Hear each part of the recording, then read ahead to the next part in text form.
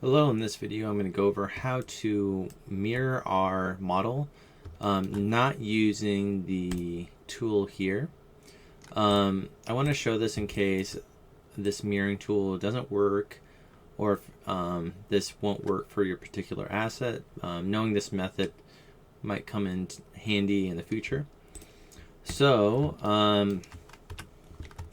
what we need to do whenever we're mirroring something is to make sure our center line is exactly in the very center point.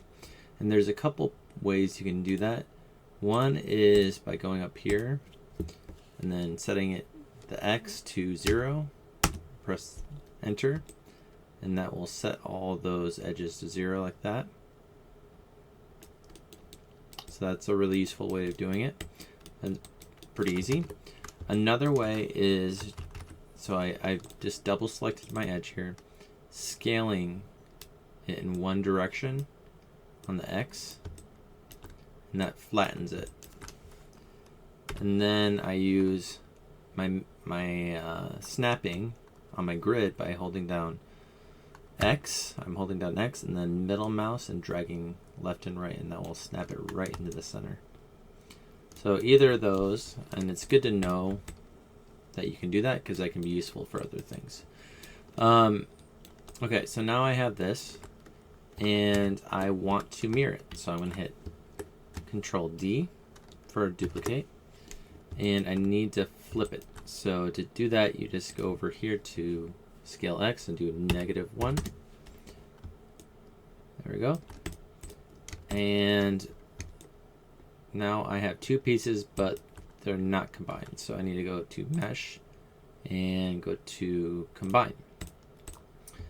And this looks fine, but if you might pull these apart, you might notice that they aren't actually like, your vertices are not welded together yet from the center point. So we need to do that. So I'm going to select all my vertices.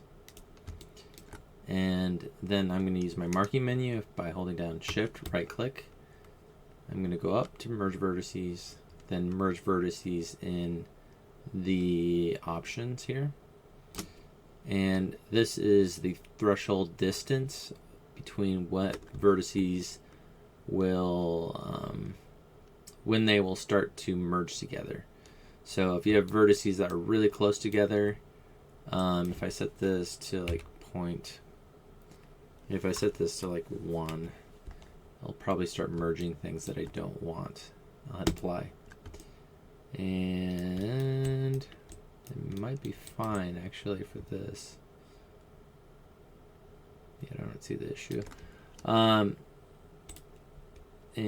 we can start bringing that up.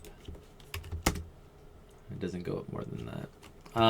So sometimes doing the higher, it wasn't an issue here because I don't have a very dense mesh, but you might want to watch the center point and see if there's vertices that were merged together.